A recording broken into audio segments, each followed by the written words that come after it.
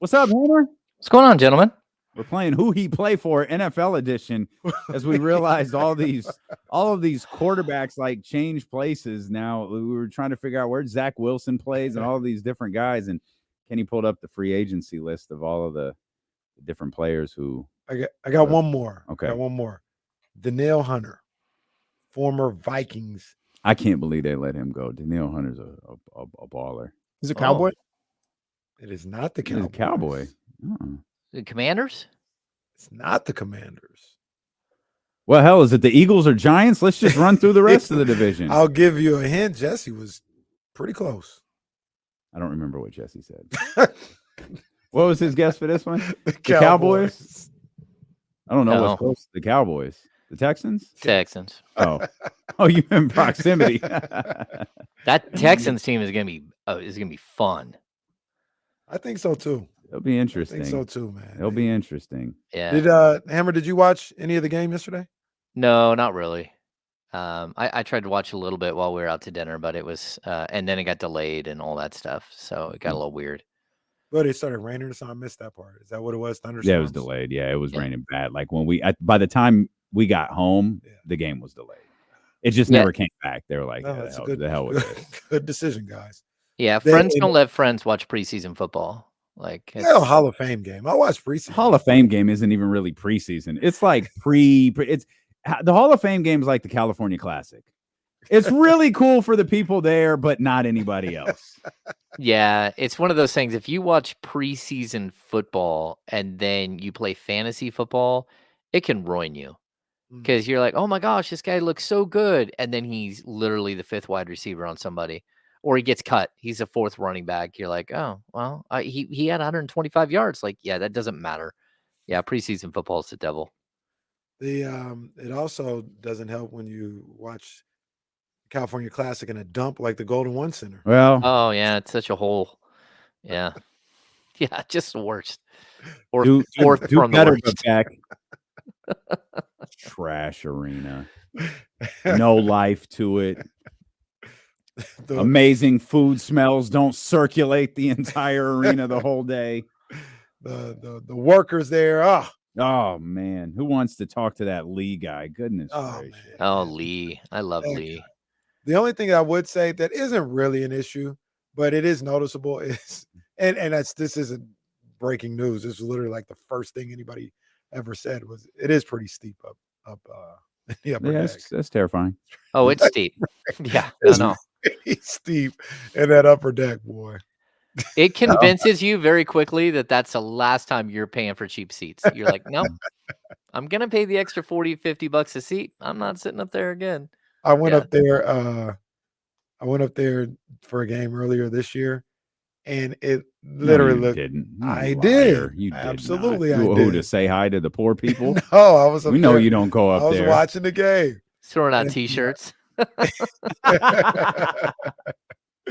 I was up there, and it did look like I was looking straight down on the court.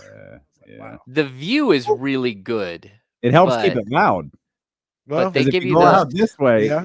It's like the payoff. house. Yeah, this is the payoff for having a loud arena. If you go out, the noise changes a little bit. You go up, that noise goes. Kevin Herter hits that 3. That noise goes down. Yeah. Man. I'll ask. Maybe James wouldn't know, but I'll ask Damien because he's been there and he was there the other night. Was the Golden One ever as loud for a basketball game as it was when Chris Brown hit the stage? It doesn't feel like it. It was that was one of the loudest. That was a pitch. Crowd reactions, that I've ever heard. Like I said, wait. He's a unique. He has a really passionate fan base. You think it could get that loud for a basketball game? Yeah. But the roar for a basketball game is different. That was scream. Yeah. You're right. That was someone probably in the front row passed out type screaming. Like I'm not gonna go full Michael Jackson, carry them out of the Golden One Center. Right. Though I think we might have seen that once or twice. No wait, somebody got carried out of the concert. Did you see him? Somebody got aggressively removed from the concert. And that's why you're 96th in the nation. See, that's why. Yeah. That's why. I told you I went to a show and some lady came up behind me and started yelling at me because she thought I was standing in front of someone in a wheelchair, which I was not. I had looked and made sure and checked with the lady to make sure that I wasn't in front of her. And this other lady came up and just started barking in my ear. And next thing you know, all my security peeps came out of the woodwork like, we got her. Like, what's her problem? We got her, James. I'm like, Damn, that's James. right. That's Hey, right. I don't know if Them you are my guys saw people. it.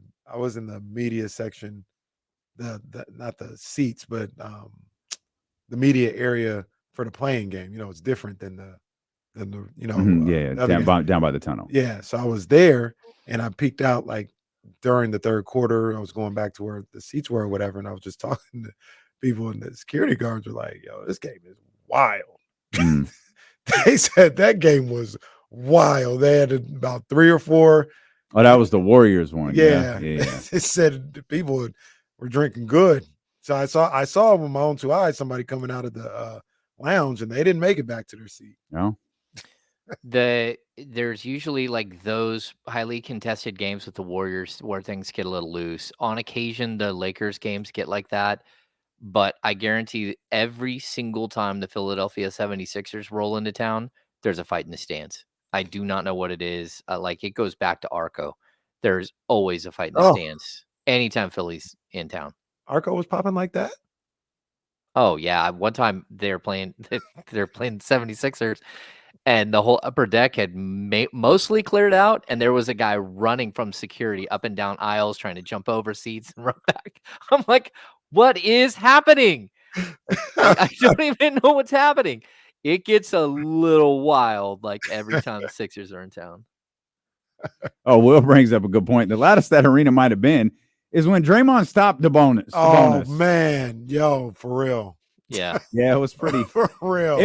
It was loud in there. It was concerning. You're talking Yeah. about people getting thrown out there. There was a moment where it was like, oh, this could What's gonna go. happen This next? Like could when go, he stood up on the chairs and was like, yeah, this could go really, really bad. Yeah. I was like, and Damien was right there. We was there together. I was like, please. It's kind of on alert. I was like, please, nobody go after this. Yeah, dude. this- like, 'cause this- it don't felt throw like anything. Yeah.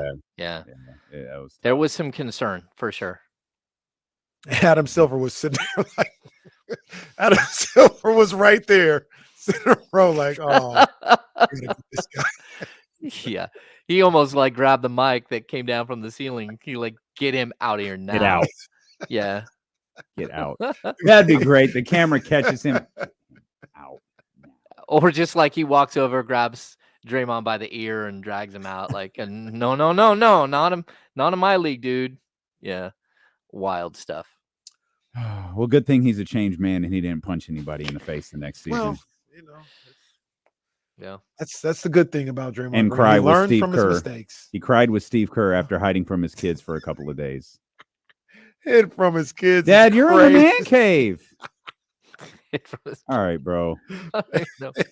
Hid from his kids is crazy, man. That dude wild for that. We need to start ranking Draymond Green lies.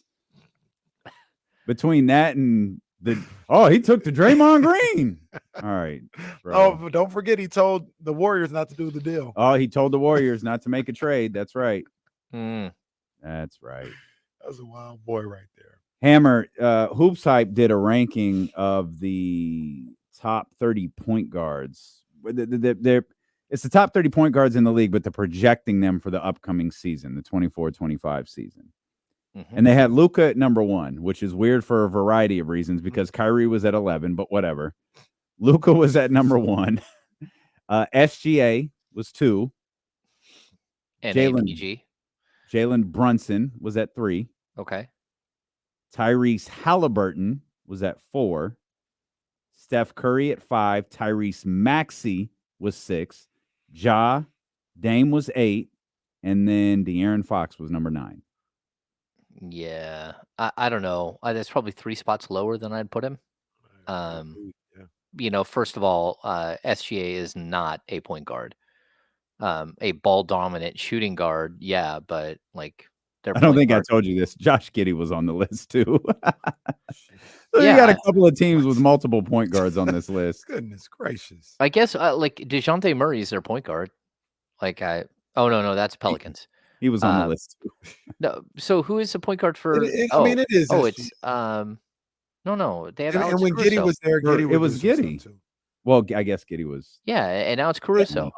SGA is like he's the point guard. He's not a distributor, but he's the one that starts the offense, initiates the offense, and all this other stuff. Even if it's for himself, but he initiates the offense. I would say he's a point guard. And we're not calling like DeMar DeRozan a point guard because he averages over 5 assists a game and he's ball dominant. No, like, Kobe White was the point guard. So does Domas. Like, right. Is Domas a point guard? Kobe White was their point guard. He was the guy that would bring it up, initiate the offense, get it to the rows and all that other stuff. I don't know. Like, I don't know who you want to like anoint as a point guard there, but I mean, all I know is that Giddey was a point guard the whole time, and I don't know why. Like, John Morant has to earn a spot in the top 6 point guards. I mean, the dude hasn't played in forever. I mean, between suspension and injury and other suspension and other injury, I mean, like, what are we doing here? You can't project him. I mean, he's a guy coming off shoulder surgery and a guy who missed 25 games because he was suspended. Like, I don't get how you would put him instantly above De'Aaron Fox just because. So, that would be my complaint would be SGA. Like right now, I think Brunson, I mean, you can give Luka the nod because he does act as a point guard and he does average 8+ assists a game. But I don't know about even Dame. I'm not putting Dame above Fox at this point. Yeah, like that was one we went back and forth on. And James, I'm not putting Tyrese above De'Aaron either. No, that's tough. But he's gonna be put above him on any list as of right now, and that's just because. Yeah, he is. Even though he thinks he's a villain, he's a darling. Yeah. Well, how are you a darling? And everybody's gunning for him, James. He's just trying to navigate his way in the league. That's all. A darling and a villain in the same time. Like, that's next level. That's next level. Only Tyrese Halliburton can have both of those monikers. Tyrese, man. Only Tyrese. Yeah. You mentioned him a little bit. I wonder what you got to say about this guy, Jalen Brunson. Do you think that's accurate for him? I mean, it seems like he got a big boost because of the playoffs. He's been playing really well as well, but playoffs, being a Knicks point guard, do you think number 3 point guard in the league is accurate for Jalen Brunson? I think it's really close. I mean, he was spectacular. I don't know. I mean, every time you saw him on like big stages, it was just he's fighting through injury. He's he was so good. So yeah, I don't want to take it away from a guy who's earned his spot there. You know what I mean? So like I think he's earned his spot. Although I don't know that I would put him above Steph. I mean, that's tough. But it's close. And that's where I think you get a little bit of like Dame is going to like be there just on reputation, not on performance, because like last season was not a good performance from him. And not only that, but let's be honest, the guy plays 0 defense. And, that's a problem with Ja as well. Doesn't play defense. So I don't know. As far as like, if I'm looking at the totality of point guards in the league, and you got Fox averaging 26 a game, leading the league in steals, playing plus defense, 5-6 assists a game, like that, he's probably closer to 5-6 than he is, 8, 9, 10. Just in my opinion. Yeah, I think Brunson deserves to be where he was at in the 3. Like you mentioned him, that postseason was crazy. Yeah, he's done some crazy things, man. So I got no problem with Brunson being top 3, even top 4. Like if you want to say Steph is still there, that's cool too. But Brunson should be in that top 3 or 4. And I'm agree with you. I think De'Aaron Fox. I think I put him in like 6 when we did this earlier. I mean, Brunson averaged 28.7 points and 6.7 assists last season. He shot 40% from 3, 48% from the field, 5th in MVP. Like, yeah, he was phenomenal. So, yeah. I think the thing about Tyrese too, like despite the fact that so many people love him, when you talk about a point guard, like Tyrese is a point guard, almost to a fault. Like he is maybe not even almost. Stan Van Gundy will tell you to a fault. he's a distributor first. Yeah. Like he loves the assist stat. He loves finding the right guys. Like we know from firsthand experience how much his dad loved like Magic Johnson and like that's what they love about Tyrese in this position. Absolutely. And he's such a stark contrast to a guy like Jalen, who will like Jalen's gonna get you a bucket. He'll distribute for sure. You're gonna get that bucket first. Same with De'Aaron. De'Aaron gonna get that bucket. He's gonna find the open guy, but he's gonna get that basket. Dame, you could probably throw in there Ja as well. Tyrese, this will be a real Maxey. This will be a really interesting season for Tyrese Maxey, given what they got in Philadelphia now, Hammer. Yeah, I think Maxey is the one that, I mean, you're kind of giving him something before he's fully earned it, as far as being ahead of Fox. But I get it because he's in a big market and you're going to sort of highlight him. But Damian Lillard shot like 35% from three last year. He averaged 24 points and 7 assists. There's no way he's a better player at this point in his career than De'Aaron Fox, at least not in my book. Like he's, again, he can't stay in front of Fox and he never could. But at this point in his career, he's only going to get, slower and worse on the defensive end. Maxey, on the other hand, I mean, I really, really like Tyrese Maxey. But I still think he didn't put up the numbers that Fox did. It's really close. But I would project, especially with Paul George there, because we're talking about projections, right? So it's not just Paul George, it's Paul George and Embiid, and his numbers could fall pretty substantially this season. Do you think the point guard position in the NBA is the position with the most depth? I mean, we were talking about some of the guys that um, are later down on the list. And we got, I think Jamal Murray was 12. Darius Garland was 16. That's one that always sticks out to me. DeJounte Murray was somewhere around. I mean, these guys, these are some good ball players, in the late teens is the point guard position. And it also highlighted the fact that whether you have Fox 6, 7, 8, or 9, the fact that he's top 10 in that group, which may be the deepest group of position players in the league, is still a sign of respect. Is it the deepest group in your opinion? Yeah, probably. I mean, again, you mentioned Kyrie, and Kyrie's not in the top 10. Like that I mean, Kyrie is phenomenal too. I mean, like all the other stuff aside. Yeah, he's really good. Like I think it's probably, I mean, Jamal Murray, like in the playoffs, is considered like a MVP candidate for some reason, but regular season, 20, 21 points per game. That's like it's a very, very deep position. And that's why I would even say like the fact that De'Aaron Fox plays on both ends of the court, the fact that he leads the league in steals, or even if you want to say, top 2, he did lead the league in steals, but he came back and won it at the end. Yeah, I mean, like, look, I think we always break these guys into categories, right? I think Tyrese Halliburton might be the best pure point guard in the NBA. And we could keep breaking down players in different categories. All around player, it probably is Luka. Best shooter, it's definitely Steph. So there's all of these ways that you can look at guys, but um, you know, best two-way point guard in the league, Fox is one of the better. And you can him. I think he's a better defender than Brunson. Like he's definitely a better defender than Luka and Steph and Ja. Like you can name a bunch of dudes. So I think him and Maxey are the two guys. Especially Tyrese isn't a good defender at all.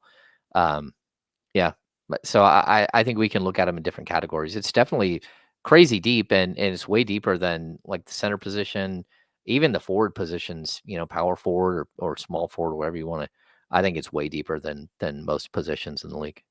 Do you think De'Aaron peaked defensively last year, or given that crazy, he really had like an incredible final 20, maybe 30 games of the season on the defensive end. Can he be even better on that side of the floor next year?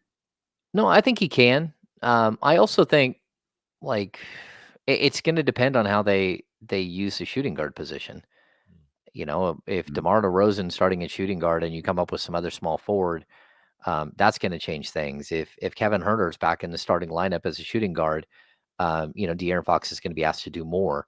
I think that allowing him to play a little bit like a free safety alongside Keon Ellis, allowed him to pick up a bunch more steals. Keon Ellis put so much pressure on the ball that oppositions make bad passes, and Fox took advantage of that.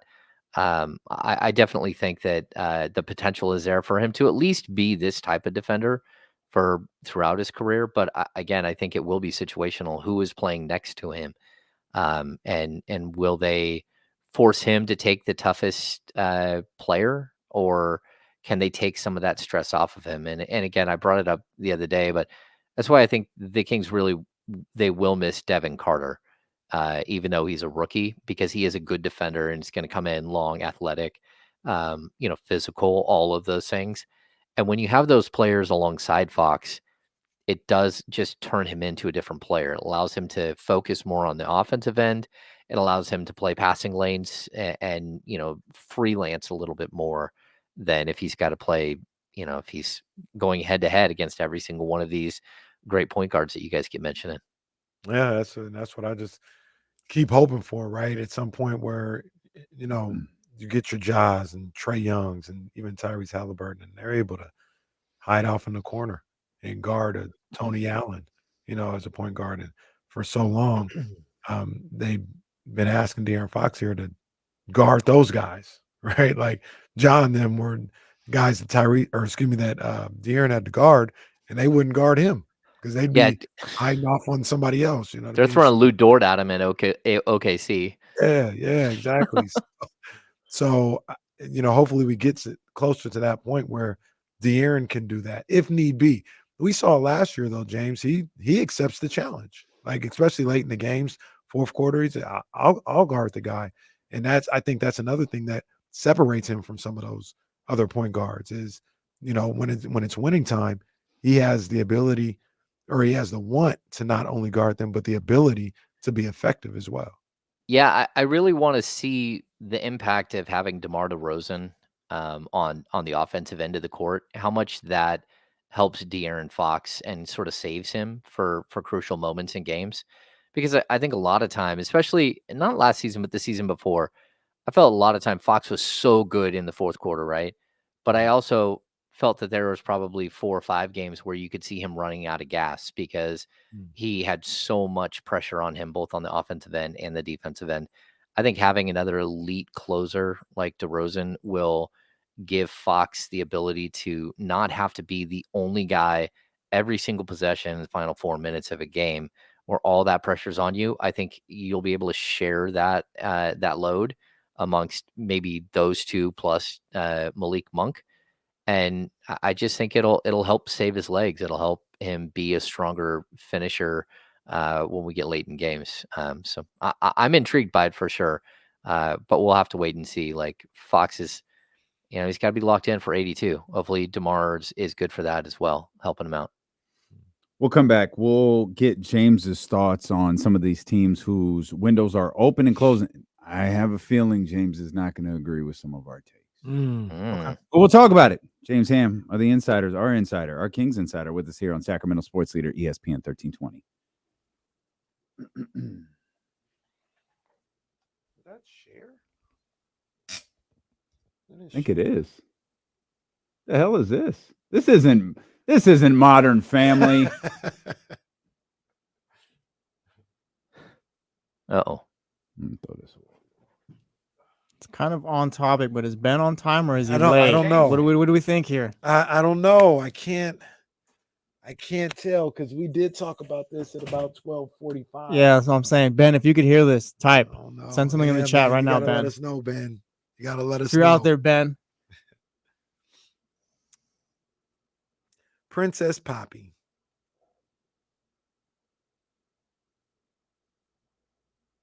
Congratulations to De'Aaron and Reese.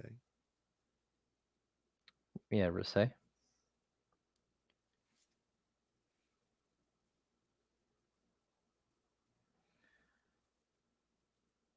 Oh, yeah, look at that. I love little baby Rain. He is such a doll.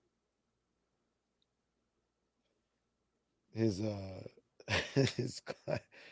his classic moment after the play-in game.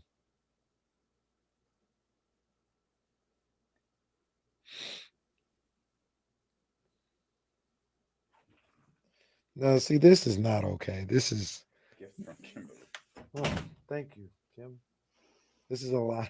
She was going to give you a big ass cup of chocolate chips, and I kind of drew the line right there. I was like, This I is don't a know. lot of M&Ms. I don't know if anybody wants a big ass cup of chocolate chips. No, this is just uncalled for. I'm on the shade room, Well, and the headline reads, "Bye. Driving privileges. Judge suspends Justin Timberlake's." Oh,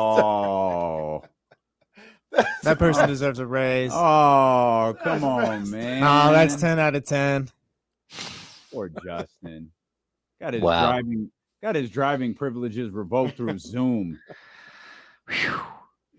Wow. I've been driving anyway. Chris Ochoa out here asking me to show some chest hairs. Like, what are we doing here, Chris? Well, hey, lit. James, it's Friday. Here we go. Turn up. There we go. Open it up a little bit. There you go. Get a little Richard Jefferson action going on over there. Wow. Brock ain't even making a meal. Brock make less than like a low-level employee at Google. Hi, Spencer. For the record, James has no chest hair, just so you know. Okay. All right. Jesus. Flag. James about to oil up. He's got a bocce ball tournament I tonight. do. I do have bocce coming up. Oh man, Bill Barnwell's got a lot of books. Brock Purdy causing problems. Josh Dobbs, Brandon Allen. Causing problem. What's he doing? More interceptions? They're talking about his contract next year. Oh. Yeah. And then Kyle Shanahan is just like, hey, that's the cost of doing business. We have a good quarterback. You got to pay. They're acting like Brock Purdy's the first quarterback ever to be good. Like, oh man.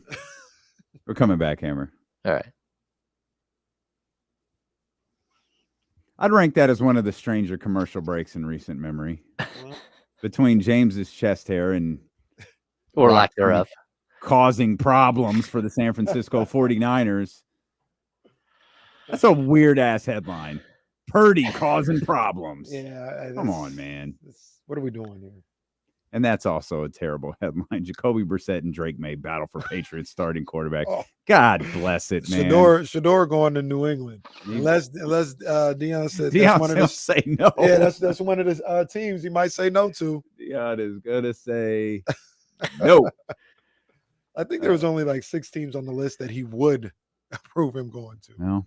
Cool Raul with the most Falcons, ridiculous 49ers. comment of the day. The most ridiculous comment of the day in the chatty house. There you James go. over here My. trying to be sexual sentiment. Well, Put it on a shirt. I mean, his thinking isn't flawed. Put it on a Sexual shirt. sentiment, everybody. Sexual sentiment. Oh, There we go. It's Friday. What you want to do? After our extensive point guard conversation, we started talking about teams, and we use phrases in sports media like, windows opening, windows closing, right, to talk about a team's ability to win a championship. And I think we believe that the Kings window is open, right? It's just how far is it open as compared to like Minnesota, as compared to Oklahoma City, and so on and so forth. So we kind of went through a handful of teams that we believe, maybe the window's opening, and maybe for the Kings, the window is open, but it's not really moving. It's not moving up. It's not moving down. It's open. It's right there. Talked about Minnesota. Minnesota's window is opening. I got them open. I got their window open. Yeah, I'm sorry. You're right. I phrased that wrong. It's open and it's but in we a may spot. not be in the same spot though. But I think the one that we weren't in the same spot was Oklahoma City. I have Oklahoma City windows open and opening, and you don't. You have it open, but you're like, it's at the peak. Your example was perfect. Oklahoma City to you Oh yeah. is what Minnesota is to me. Mhm. Like with Minnesota, I need to see it. Like I've seen you guys fall flat before. Like show me again. Mhm. Denver, we have closing, Oh, yeah. and that's the one we thought you might disagree with.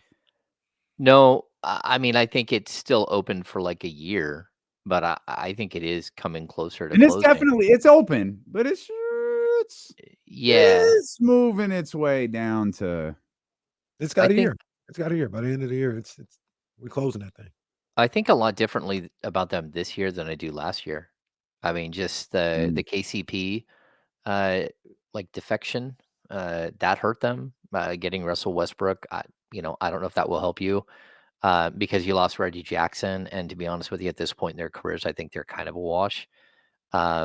Yeah, I don't love the losses that they've taken over the last couple of years. Again, going back to they lost Brown the year before.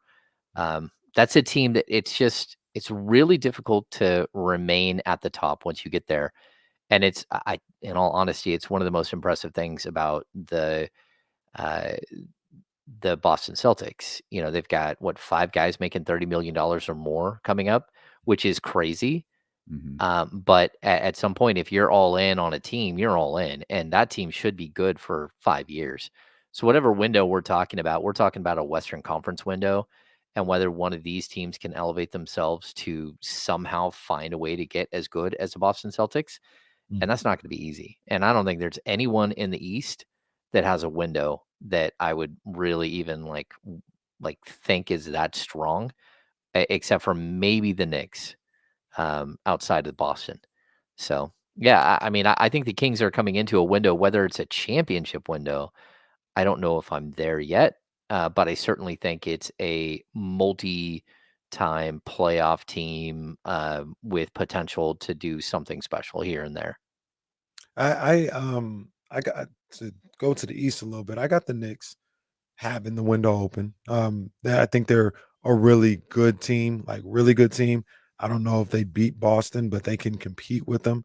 But then you get into a situation like who can take advantage of Boston if somebody has a turned ankle or something like that. And I think then the Knicks could and could beat them in that situation. So I got the Knicks there for sure. Philly, I everybody's got questions with Philly. Like nobody really knows anything until we see them, and that's kind of how I feel about them. Uh, I got to see these guys play a little bit. Yeah, it's tough. Like, it's one thing to build a team around superstars, right? Like we see it all the time. Teams like sort of create a team around superstars. And they have 3 good ones in Embiid and Paul George and Maxey. I think all of them are, star or superstar level talents. The problem is when you reset an entire roster and now every single other piece is new, that's gonna take a long time to figure everything out. Like, I know Mhm. you're gonna defer to the big guys, but that doesn't mean like you need some sort of continuity, and you don't even have continuity in your 3 stars. You Mm, do with 2 of them, but one of them doesn't play but 35 games, 40 games, 50 games a year, and then the other one, is coming into his own as a player. So I don't know. I'm intrigued to see how that works, but again, don't forget, like, all of the other pieces are new. Like, there's a bunch of new arrivals, and how does that work out? How do you piece it all together? And that's gonna take Nick Nurse, and Bobby Jackson, Brian Gates. They've got a huge, huge job in front of them as coaches. mm, That's one of the number one things I'm concerned about with them. Like obviously the talent is there, particularly with their big 3, if you mhm. will. But and that's a lot of new players. Yeah. That's the Yeah, thing we just get hung up on with them. It's a lot of new players. Where you at with Milwaukee? that's a tough one. I think their last ditch effort last season flopped, and now they're in a really bad situation where most of their roster is just it's not even aging, it's just it's past its prime. And so how far can Giannis carry you? And I mean, look, not that we should look at Olympic basketball as like the end all be all, but even that he showed like he can't carry you. He can't carry a bunch of guys who aren't, you know, aren't good enough. and that's unfortunate. But like, I kind of feel like it's the same thing with the Bucks. Like Chris Middleton, unfortunately, the body hasn't been able to hold up, and Brooke Lopez is aging. 35 years old. So Dame, I'm not trusting Dame to play more than 60 games. Maybe he does, maybe he doesn't. But either way, like the defense won't be there, and what will he lose his legs, and how much will that impact him? I mean, you're asking a lot out of Dame. So yeah, there's a lot of positions there. I still love Bobby Portis there, but I don't know that team is built to do anything more than be a second round playoff team, and they haven't even really been that strong getting to that point the last couple of years. The one thing I'll say about last year is a little unfair. They lost Giannis for sure. Did Dame miss a game or two in the play? I know he played in the playoffs. Oh, Dame missed time in the playoffs. Yeah. Yeah. And I mean, Indiana was a bad matchup for them all year, so maybe they wouldn't have won that series anyway. I would have picked them to win the series. But would you have thought that going in? Like, why is Indiana such a bad matchup for Milwaukee? I don't know. They didn't beat them all year, though. I think they were like 4-1 against Milwaukee. Damn, Buddy Hield. Yeah, right. And it took Giannis having a record night to beat them, and then they wouldn't give him the basketball. That's right. That's what I'm talking about. That damn Buddy Hield. Oh. So, I that's the only thing I would say about them is their failure last year had a lot to do with their best player going down. If they can stay healthy, I'd like to see what they can do. Coach, though, like it felt like there was stuff surrounding them all year. It wasn't smooth for sure. And maybe that's Dame and Giannis getting acclimated. Maybe it's the thing with is it Adrian Griffin not working out. Maybe it's that. I don't know. I look at them more like Denver. Like I don't think their window is slammed shut, but this is about the year. And if it don't happen this year, I think one of those. And if it's like another first round exit, maybe even a second round exit, Giannis and or Dame probably going to ask for a trade. I would look at them even more as like Philadelphia, where, well, at least Philadelphia has a young player that's up and coming. And, I think the one thing that Denver's tried to do is they've tried to backfill some of their, their guys who are aging out or are leaving via free agency. I don't see a lot of that with Milwaukee, and you have to have like sort of a pipeline going. And Milwaukee looks like it's the same like 5 or 6 guys, and you're expecting something totally different. And I just don't know that, and we could say, oh, well, injuries caught those guys in the playoffs. It's like, okay, but most of their players outside of Giannis, and even Giannis is approaching 30, right? Most of them are 34, 35, 36. Like, that's tough. Which, I mean, to be fair and to be honest, like it's not a bad thing. It's not a ridiculous thing that the Bucks window is closing. It's been open for 5-6 years. Yeah. They got the championship out of it.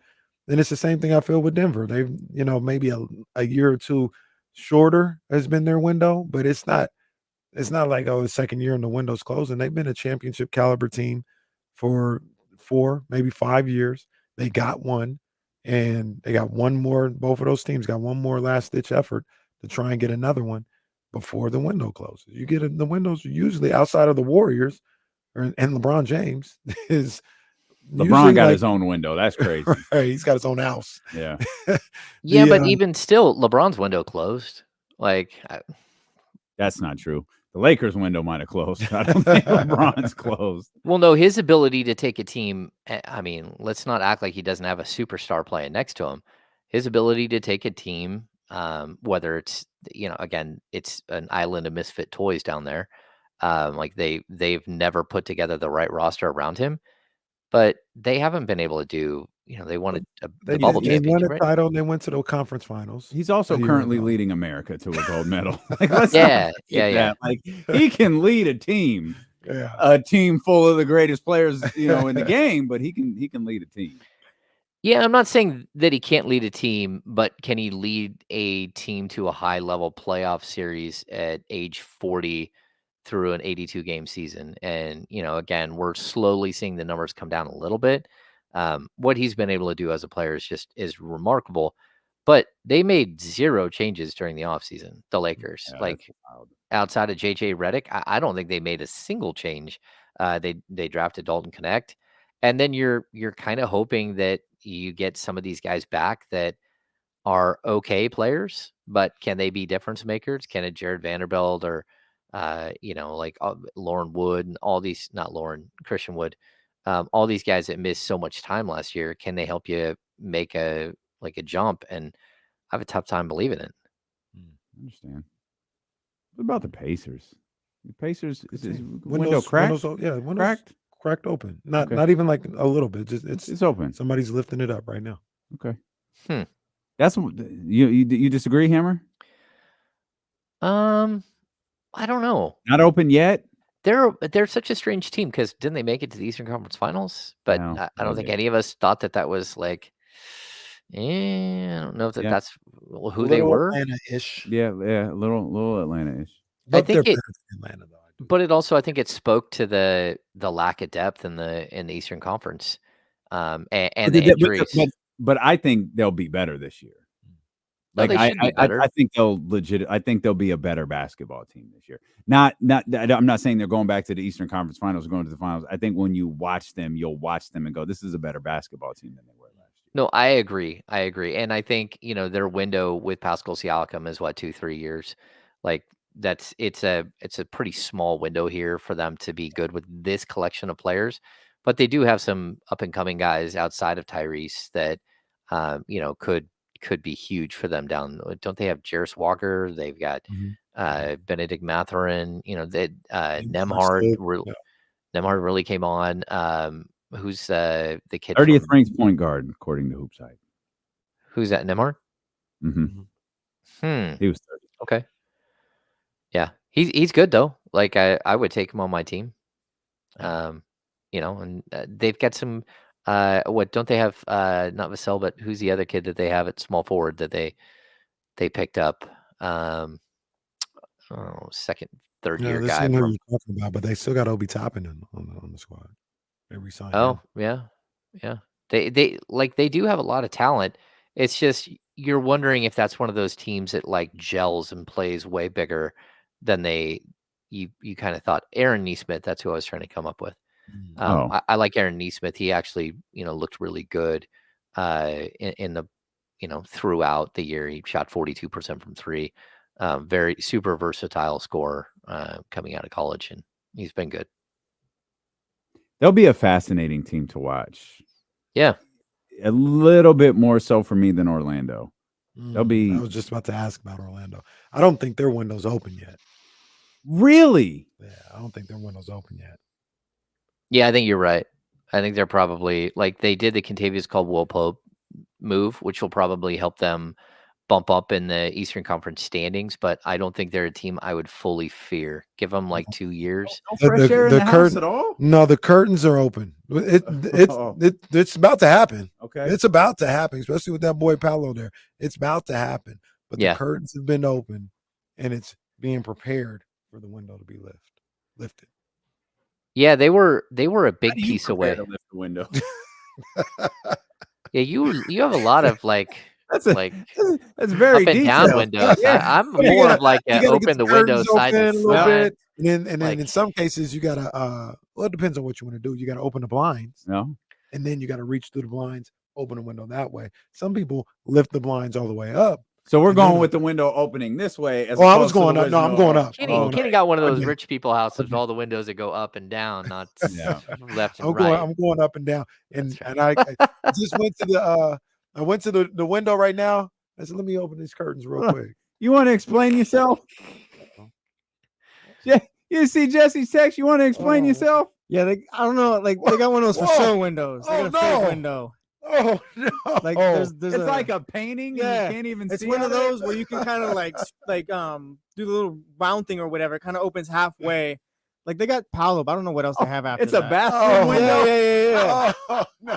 I don't know what they have after that. Like after Paolo. They got Franz Wagner.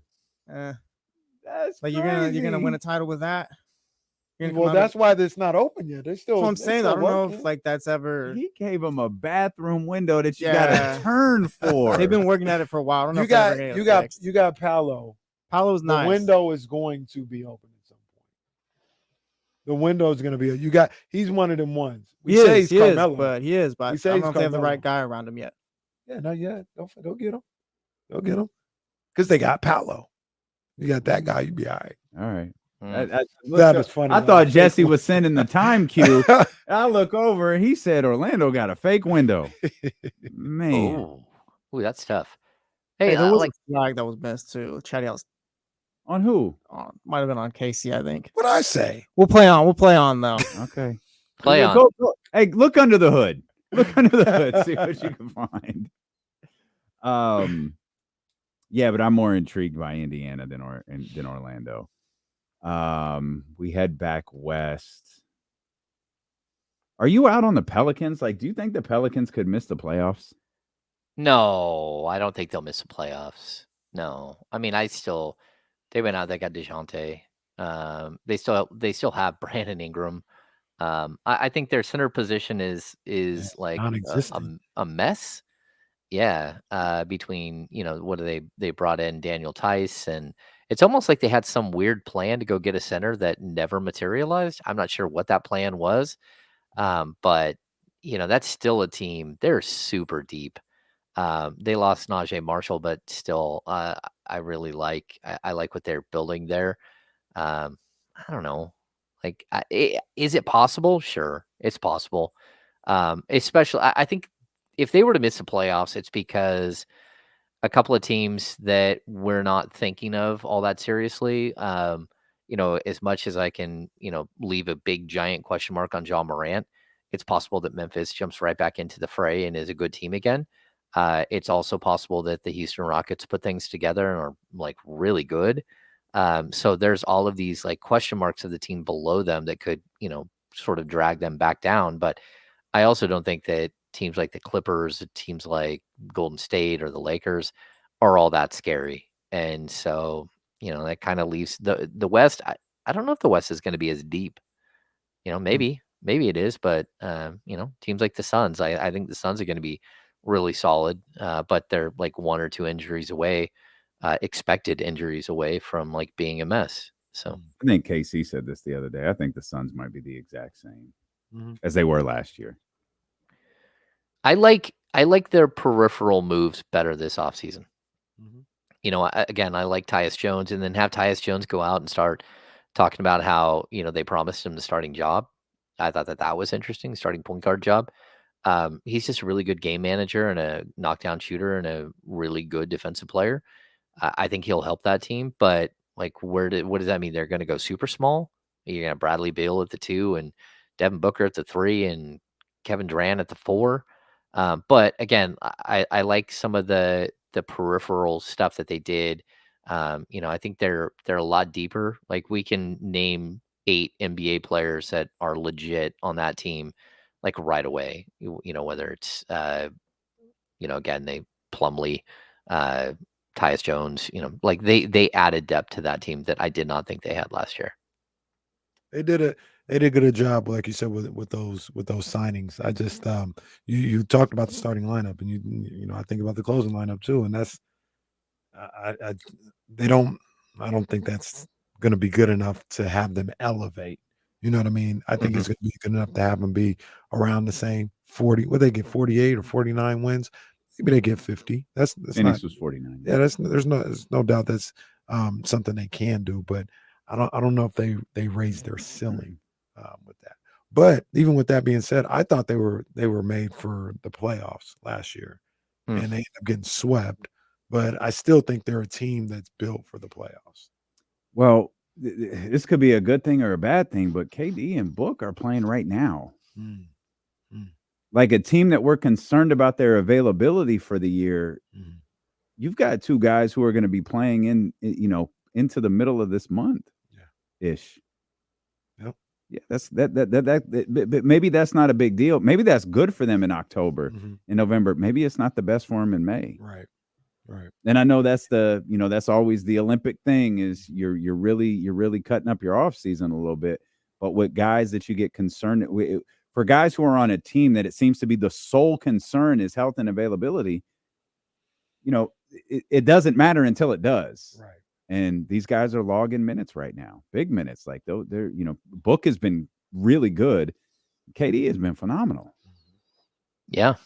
That's a good team. I do think that they're good. I think they'll be better than they were last year. The Suns. Yeah, but we'll have to worry about injuries and see how much that impacts that team. You higher on the Grizzlies or the Rockets? I'm higher on probably the Rockets than the Grizzlies, but the Grizzlies are such a wild card. I don't know. I just I don't think we haven't got to see how big of an impact the Steven Adams loss is, and we also haven't we haven't got to see how big the Steven Adams arrival is for Houston. And if Steven Adams is any of the player that he was before, and you can get 15 to 18 minutes out of him playing behind Şengün, man, that's gonna be tough because that dude sets mean picks. He plays defense, rebounds. I just think he adds a toughness level to that team, and they have all of a sudden a bunch of tough guys. Whether it's Dylan Brooks or Fred VanVleet or Cam Whitmore, they got some tough dudes on that team that just make that team not only are they long and athletic, but they're super physical. They're like a nightmare matchup for the Kings. I'd go with the Grizzlies. I mean, we saw in 2 weeks how they just look different when Ja came back, and I don't think they're 2-seed Grizzlies anymore, but I think they're gonna be in the mix. I definitely think they're gonna be in the mix. Jesse's making us end the show. We appreciate you guys. Right. We appreciate you guys so much for being with us. Make sure you check out the Kings Beat, thekingsbeat.com, the Kings Beat podcast, all of that great content that James still put out there in addition to all of his wonderful work on the Insiders. If you